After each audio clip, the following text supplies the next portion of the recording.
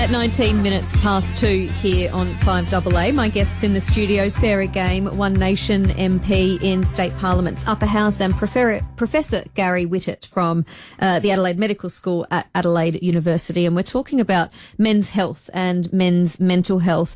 Professor Gary Wittert, we want to talk about the app that you're aiming to develop into the future. But Sarah Game, if I can just start with the funding surrounding that at the moment, because you've secured $100,000 from the state government for this. We know how tight the budget is, so that's no small feat. That's right. And I think it's really important to acknowledge the government here. And as we were saying just in the break, Stacey, I think I just want to mention as well, when we're looking at the stigma around men and men's health, that there is in society a bit of a conception that, you know, men have it really good.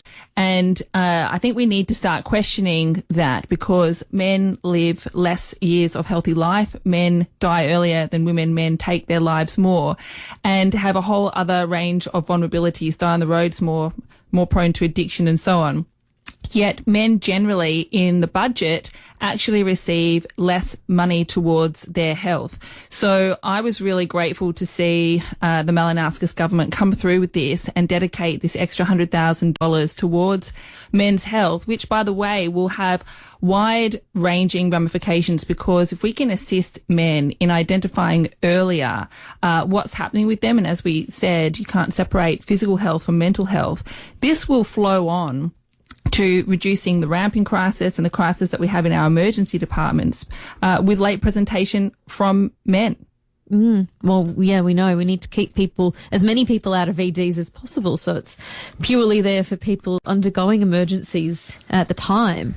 Exactly, and we can help prevent those emergencies by having men identify what's going on with them earlier. And as Gary has explained to me, we've moved away from that problem, I think, of men not taking themselves to the doctor. We've moved towards men actually being responsible for their health and wanting to look after their health and taking themselves to see the doctor.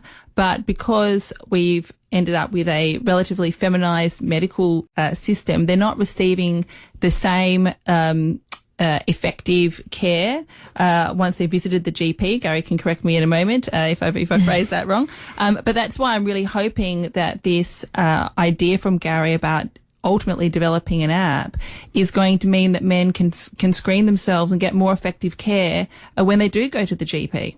And Gary, I guess that's a good point to jump in with the idea for the app, because it does aim to address that. Men and women do need to be treated differently. Yeah, absolutely. I mean, we have different physiology in some respects, and there are biological differences. Men and women experience disease in different ways, and this disadvantages women as often as it disadvantages men. But in this case, it's about addressing some of this inequity from a men's perspective. And so we're very grateful to Sarah Game for engaging with us about this serious issue. We understand that it comes from a personal perspective, but also a passion to deal with issues around equity and health and improve outcomes for people. And certainly enormously grateful to the Honourable Premier for recognising this and for making available to us the $100,000 to kickstart this project. We have the questionnaire developed. We need to do some additional cultural adaptation. We need to have some context-sensitive health information, and then some form of script generated, script in the sense of prompts for discussion that men can then take to their GP. That forms the basis for a conversation. So what we end up with is a group of people who have limited health literacy, very poor health outcomes on the average, who try to engage but find several barriers with that engagement, and that's to find a way to increase their level of knowledge and understanding about what might be a reason to go, when to go, and how to have the conversation when they get there. And let's just take a step back. You said you've got the questionnaire, but I guess if we look at the app and what you aim to achieve with the app, it won't be a diagnosis tool for men, will it? They'll need to fill out the questionnaire that you mentioned and then take that the GPs? Yeah, there's a series of questions. I can't remember if it's 18 or 20 questions, but something like that. They have yes/no informations, and then the process we're going through is that those questions are applicable and resonate and appropriately worded across the spectrum. Aboriginal men and Torres Strait Islander men in South Australia and men from multi-ethnic communities. And then once you've marked an answer as yes, then there'll be context-sensitive health information that comes up that you can look at.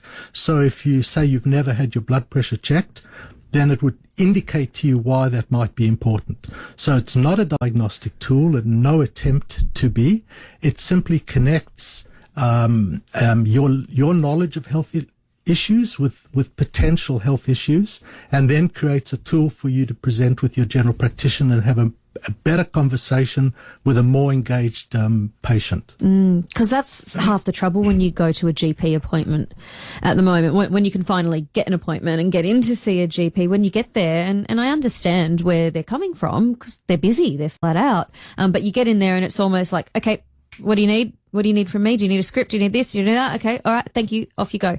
And it's kind of in and out. But if you've had to sit there and get up the courage to go and see a GP to talk about a mental health issue that maybe you've never had to talk about before or wanted to, and then maybe you're not being asked the right questions and it's not being addressed with the sensitivity and the time that you would like it to be, it can maybe feel a little bit overwhelming, and you think, all right, I did that. I went to the GP. It didn't help me, and I'm done now.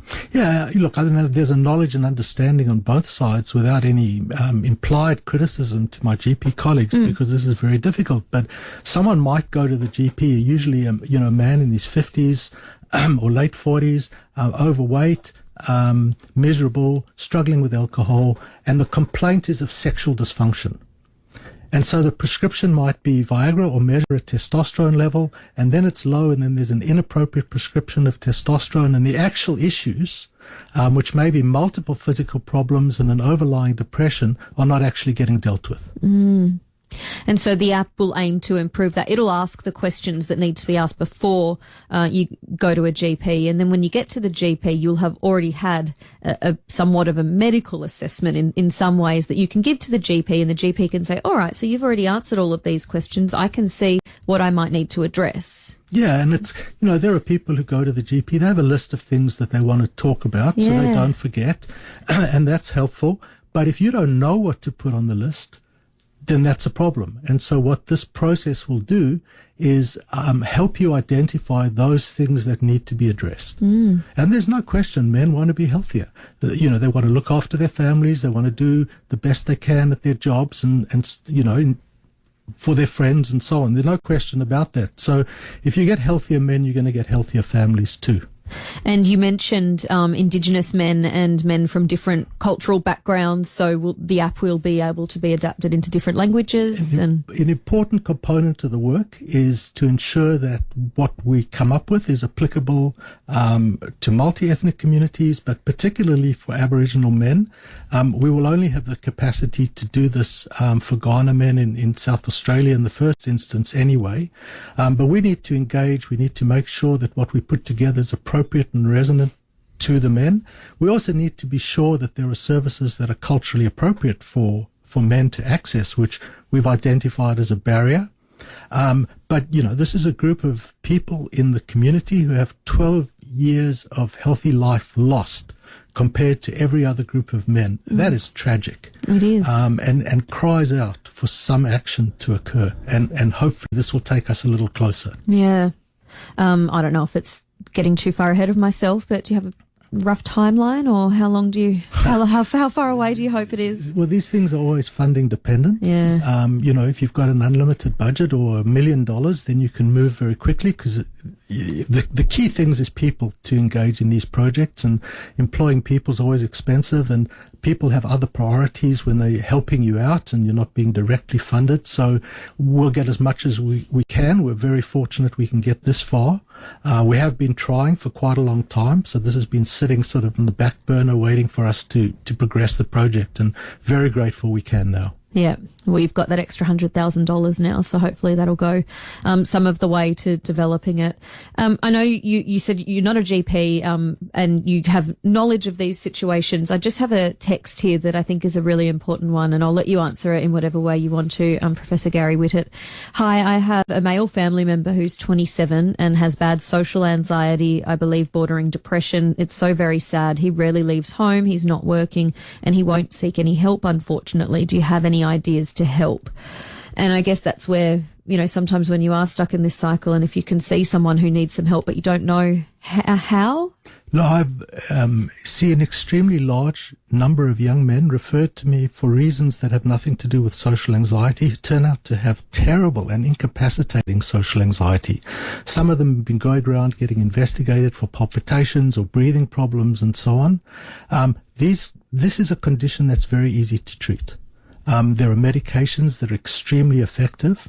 There are psychological services that are extremely effective to help them re-engage with society. So I think that, as professionals, we need to be alert to this problem in young men, and to be ready to help them with the appropriate services within the community. And we do have those available. And you've raised the attention of some of those recently, Sarah, as well, the mental health clinics that are available out there, as and they are available. It's just sometimes hard to find them.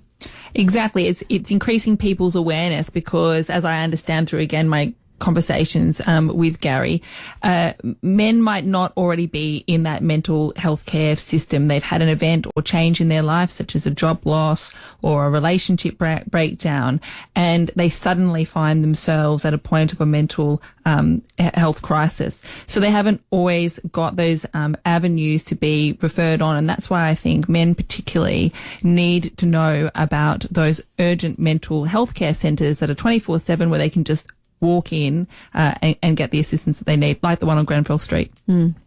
Thank you very much, both of you, for your time. I really appreciate you coming in. It's a really important conversation, and I'm grateful that you came in to have it with us today. So thank you. Thanks so much. Thanks for the opportunity, Stacey. Professor Gary Wittert and Sarah Game, their One Nation MP in the state's upper house.